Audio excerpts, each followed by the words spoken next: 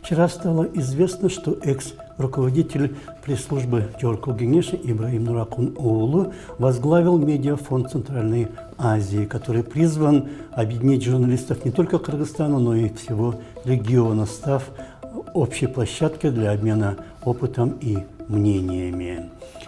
Журналистских организаций в Кыргызстане достаточно много. Это и два союза журналистов, и общественное объединение журналисты, и Институт медиаполиси, и Центр поддержки СМИ, и представительство Интерньюса, и Центр развития СМИ, и комиссия по жалобам на СМИ, и много ресурсных центров в разных городах страны. Именно поэтому, может быть, и свобода слова, проблема свободы слова всегда в центре внимания общества и защищаема.